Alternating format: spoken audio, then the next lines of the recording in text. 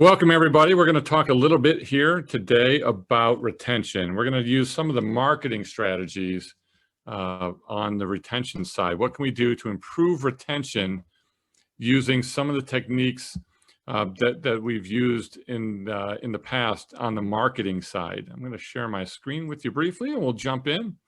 And then I want this to be a little bit more interactive here today, too, on this particular one. So I want to hear some of the things that you guys are doing as well on the retention side. So we'll open it up a little bit for people to get involved on the retention side.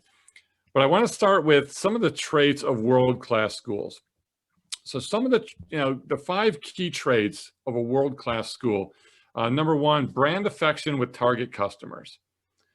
Okay, so world-class companies have great brand affection with their target customers. They love their product, and you can think of Disney and others like that, where people just love the product and they associate that brand with success or with that feeling that they get. The second trait of world-class schools is a relentless focus on customer satisfaction. And really, this is constantly surveying students, constantly finding out what is it that we could do to improve. How can we get better at where we are? It's again through surveys, through questions, through meeting with students, through meeting with customers. How do companies become world-class? They relentlessly focus on customer satisfaction. What can they do to improve the overall experience? And the number 3 thing here from a world-class school standpoint is continuous quality improvement. So not only do they relentlessly focus on improving customer satisfaction, but they're always constantly looking at quality improvement. How do we improve, and what are the things that we need to put into place that make the improvement? So customer satisfaction is figuring out what do customers think about us and are they happy? And then number 3 here, the quality improvement is really what are we doing to constantly be evolving and improving on a consistent basis.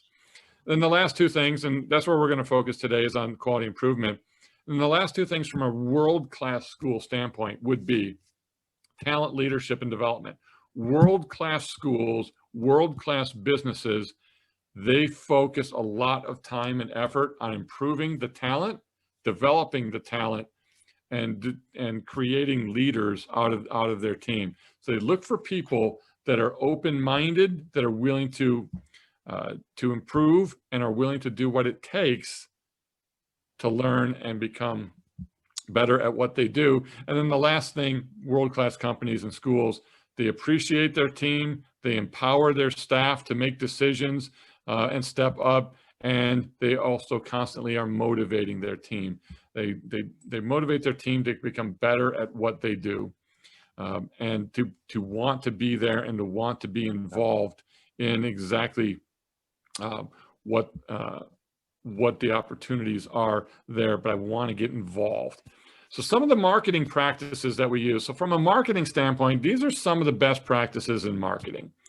And number 1 is data collection. So in marketing, we're always trying to collect data. We're surveying our potential prospects, and we're trying to figure out exactly what is the persona, what is the demographics of the students or the customers we're trying to attack, and the data collection is important. And we can use this same tool here to improve retention. So we're going to show you some examples of that. Retargeting. So in marketing, one of the top tools that we use are retargeting. So how do we retarget our students who may have dropped off of a website or something? We're going to talk more about this, but retargeting them in the marketing world with ads, in the retention world, potentially with some ads, but with other things that keeps them involved and engaged. The next piece here is our events. What are some of the events that we can run that can improve our retention? So in marketing, we're constantly putting on events, something that can bring people in where we have an opportunity to potentially lead gather from them. But on the retention side, it's putting on these events, but actually getting people to also engage and do something more. So we're going to talk about events. And then collecting reviews, which is similar to data collection, but when I talk about collecting reviews, I don't mean collecting data and collecting the reviews, the physical collection. What I mean in this part is, how do we collect more Google or Facebook reviews? And that's going to be a key here. So we want to be able to collect Google and Facebook reviews and other website based reviews. How can we collect more reviews on our website or our Google page? And we'll talk about that. Birthday or holiday messages. So messaging and getting word out, consistently nurturing our students. So we're going to talk about that today as well. And then focus groups. In marketing, a lot of times we put together focus groups that allow us to get the full feedback from a small segment of the population, but that hopefully gives us a cross section of a group that we're trying to gain information from. So we're going to use these different techniques to improve our retention. So let's dive into it a little bit. So on the continuous quality improvement side, we're constantly looking to evaluate. And one of the things that we will do is to really evaluate our students and survey our students, because that effort that's invested in improving the quality is going to be rewarded with higher customer satisfaction. So what can we do to evaluate where we are and where our students or our customers are? And I listed a couple surveys here. In the Virtual Advisor Suite, and again, it's not a sales pitch here today, so but in the Virtual Advisor Suite, we have over 30 different retention-based and student services-based survey tools that you can use. And one of them is the New Start survey. And I think we're going to jump into that one and spend some more time on it. But we want to be able to survey students in that first 2 weeks on campus to see where they are, to see how their experience has been so far, and as kind of an early warning system to see exactly where our students are standing. Then also surveying these students at a 50% of the way through, or 90 days to graduation, or a grad survey. How can we survey those students at these different points in the process here to get a sense of exactly where our students stand and how they feel about us? Then the next piece here is the next opportunity is employer satisfaction survey. So how do our employers feel about our product or our students that we're turning out and providing to them? So by doing employer surveys, and this is one I think that's overlooked by a lot of schools, by doing some of these employer surveys, it gives you the opportunity to find out exactly how they feel about it and what can we do to improve the quality of our product. So how do we survey those employers on a consistent basis to find out exactly how they feel about what they're getting? And then one of the other surveys, again, out of 20, 30 surveys that we offer in Virtual Advisor here, referability surveys of graduates. How did the graduates feel about the overall course? How did they feel about their instructors? How did they feel about the material? How did they feel about the facility? How did they feel about financial aid? How did they feel about student services? How did they feel about their overall experience at the school? And are they someone who may refer potential other students to us? So these referability surveys give us an opportunity to find out how we're doing. So let's start with the New Start survey. So the New Start survey, we call it, and I know Greg, I think, kind of coined this term, and it totally makes sense, is it's a canary in a coal mine, really an early warning system. If we survey our students, I like to do it in the second week. So in week 2, which is often, we wait till after the end of the second week for most schools to consider a new start. So in week 2, before they become a start, we want to survey those students, and we want to find out their initial experience. How has the team performed? How was your admissions process? Did your rep stay in contact with you? How was financial aid? Did they explain it? Was it easy to handle the process?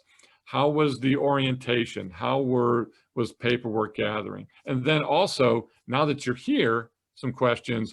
What do you think so far? It's only been a week, but how do you feel that the instructor is? Do you feel that this type of instruction is going to be helpful to you? Do you feel that the format, the lecture format, the slides, the PowerPoints, the books, the tools, how has all that been? As well as, How do you feel your support at home has been? Who's supporting you, and has that support been there for these first couple of weeks when you're just getting used to things?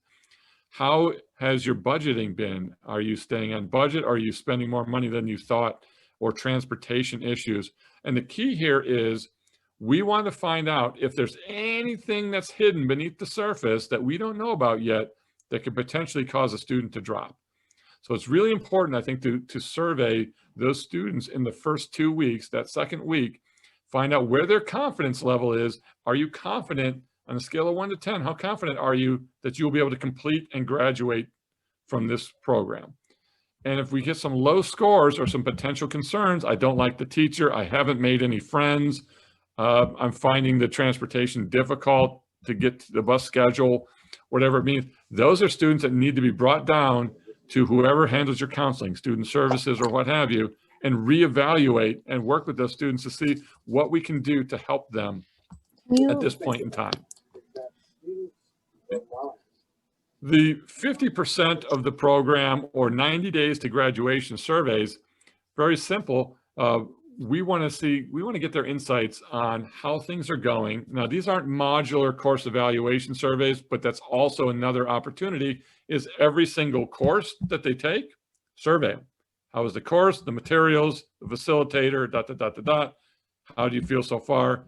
Next course, 5 weeks later, survey them again so that we can get instructor feedback. Well, these 50% of the course, or 90 days to graduation, gives us an idea of how things are going. Where are potentially students getting stuck in the process and starting to feel that maybe the value wasn't worth it to them? Or on a scale of 1 to 10, how would you recommend our school at this point in time? 50% of the way, 90% of the, 90 days till graduation. Would they recommend you? And the students that give you a 9 or a 10, fantastic. I'm going to talk a little bit about how we can use that information. The students that give you a 1, 2, 3, or 4, we have an opportunity to call them down, find out more, and get a little bit more in depth. What could we have done to constantly improve and improve our retention this way? And we can retain these students who potentially give us a lower score at this point by showing them that, hey, number one, we've listened to them, we understand how they feel, number one, and number two, that we actually took that information and tried to do something with it. How would they rate their instructors, the curriculum, the campus, the facilities, student services, career student services, financial aid? How do they rate all of those things so that we can improve?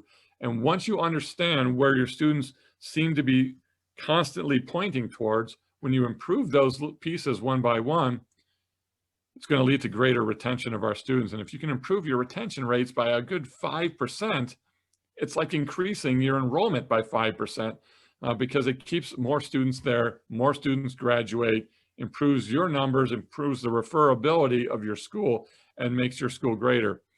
And the virtual advisor tool that we put this in, we can also set it up to highlight areas of concern. So you want to be able, when you survey these students, if they give you poor marks, that's going to come to somebody's attention, not a couple of weeks later when someone's going through paper or something and they find this student ranked us bad. Well, that was 2 weeks ago, 3 weeks ago.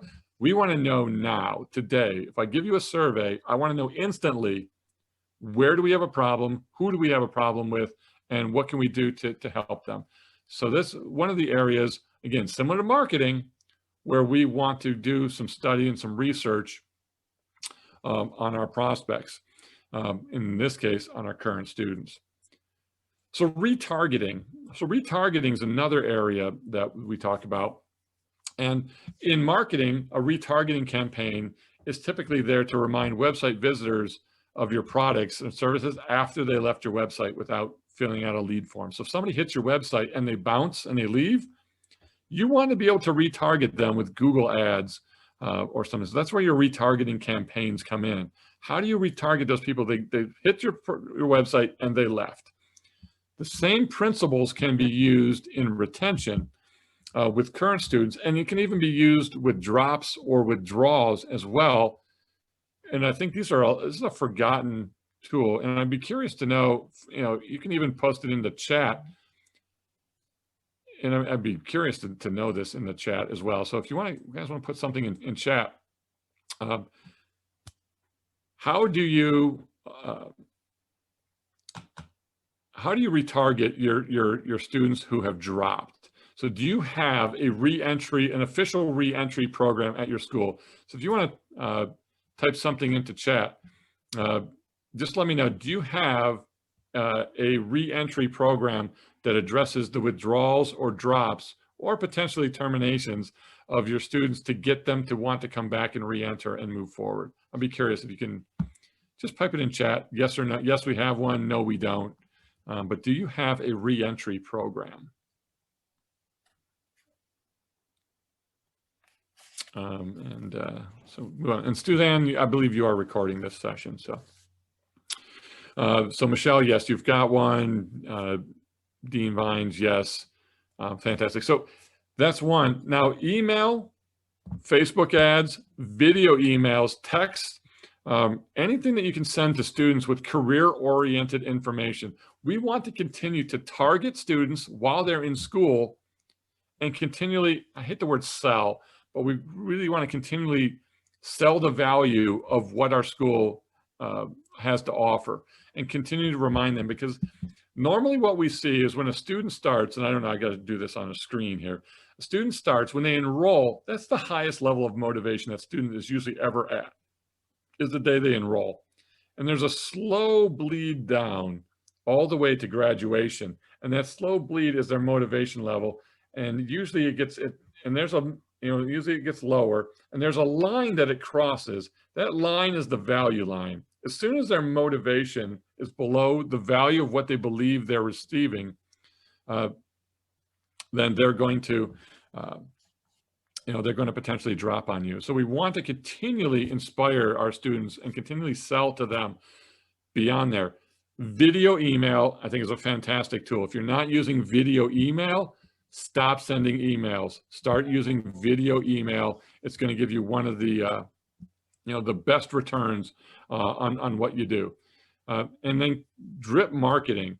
You use it in marketing, but you can also be using it on your existing students. Are they getting something as a constant reminder to you to stay in school, to graduate? What are the opportunities? And you can segment these lists. If I've got a medical assisting program, or I've got a dental assisting program, or I've got a cosmetology program at my school, I want to be sending information to my cosmetology students that's cosmetology career oriented constantly. Something weekly, multiple times a week, motivational pieces, but really, students just got a job. This company's hiring. This company's looking for students. We just had 5 students just take jobs in this, constantly reassuring them that, hey, the career is the end goal, and this is where I want to get to in my program. The next part of this is really going to be events. So event marketing.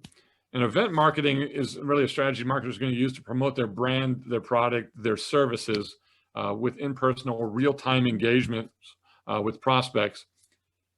Are you running events at your school? And now, are you running these events online? So are you running these events virtually? And a lot of schools, because of the whole COVID piece, the pandemic, students aren't attending as much anymore, or they're attending in smaller groups because of the social distancing aspect, or you've just gone 100% online. Well, don't forget the events, because events can be the #1 retention tool that you have. So how do you bring in partner companies? Who are your partners in the industry? Who hires your students? Those are partners. Not just who supplies you, who are your vendors. They should be partners as well as vendors. You want to have a lot of partners, and you want to get them involved. And how can they be hosts? Can they be participants? Can they sponsor an online or a virtual event or an in-person event at your school? How many events can you continually be putting on? Things like student appreciation days. Do you have something that that you're doing every couple months for Student Appreciation Day? Do you do graduations?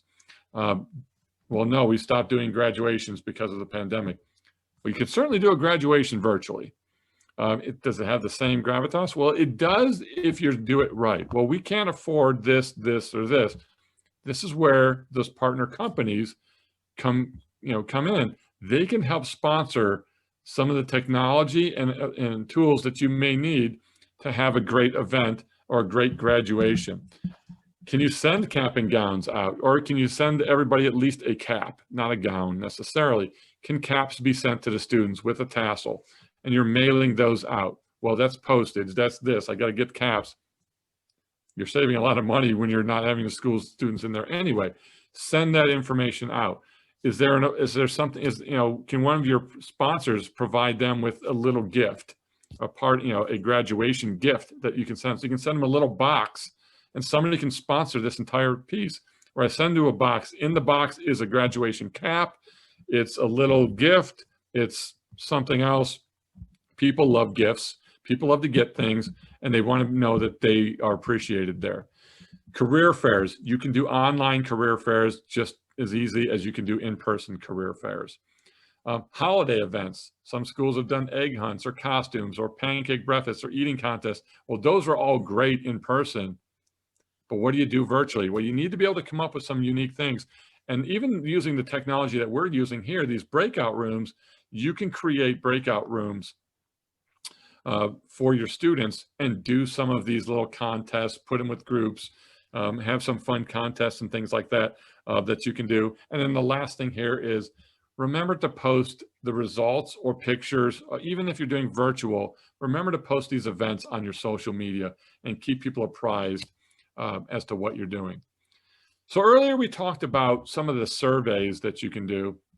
And one of the great pieces that we've recommended, and one of the ways to increase or gather, as I talked about earlier, gathering reviews, is how do I drive people to give me better reviews? How can I get more quality reviews? And this is something that we've used with the virtual advisor tool as well. On the retention tools is we'll survey students on a scale of 1 to 10, would you recommend our school? Or something along those lines. Would you recommend our school? Scale of 1 to 10. If they give you a 9 or a 10, they're sent to a different thank you page than everybody who gave us the 1 through 8. And the thank you page has a link to our Google or Facebook review page where the student can then pop in a review. And now I'm asking the students who really love us to give us reviews. And I've had one school who took their Google reviews from, I think, a 3.7 to a 4.5 in 30 days. And that's a pretty big leap. So they were able to flood Google, over the course of 30 days with tons of positive reviews coming from individual students, not coming from one IP. So, but coming from students. They were able to increase their overall Google reviews and their Facebook reviews. So sometimes we'll use Google, sometimes we'll use Facebook. But as students that are giving you these high quality scores, I always want to keep sending them to Google or Facebook review pages and letting students know that, hey, we'd love for you to, give us a review. I didn't tell them that they didn't all get this invite. It's just, hey, if you thought this was, if you love the school, and you feel great about it, we'd certainly love for you to share your review with us. And it's one way to drive some fantastic reviews. So sending positive and personal messages to your students can be a great way to increase retention. So these birthday and holiday messages, again, direct mail is not dead. People still love to receive things in the mail. Like I mentioned, little gifts, little boxes, birthday cards, holiday cards. These are all great opportunities to send things out to your student body, not only to your prospects, but to your current students. I'm curious in chat as well here, how many of you send birthday cards by mail to your student body on their birthdays or within a couple days of their birthdays? Is there anybody that does that? So pop in chat. I'm just curious to see if sending birthday cards out. Dean does. Is that you the only one? It's a super inexpensive way. And one of the things that we did was we crafted our own birthday cards. So we had a designer, we created our own birthday cards. We had them printed and we bought them by the thousands. And that's somebody's job each month is at the beginning of the month, we print off the list of the addresses of the students. And we post the addresses right on the card, run through the machine, and off they go, and a birthday card gets to each student on their month. Holiday cards, same things, motivational messages, and then also don't ignore video email. So we want to be able to use video email, and one place you can go to use this is videoforadmissions.com. So if you go to videoforadmissions.com, which is BombBomb Video, sign up free and start trying out video email. You'll get a greater response with video email than you will with anything else that you do. And then the last thing here we'll talk about is focus groups. And I know we've got about a minute left, a minute and a half left. Focus groups or councils that you can create in groups within your school.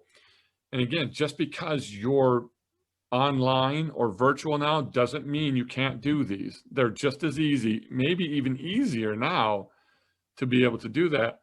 Student council. Do you have a student council board with activities, events? These students can potentially talk about issues, and they can also communicate things to the student body that are coming, what activities and events. Let the students decide on the activities. Let them have input.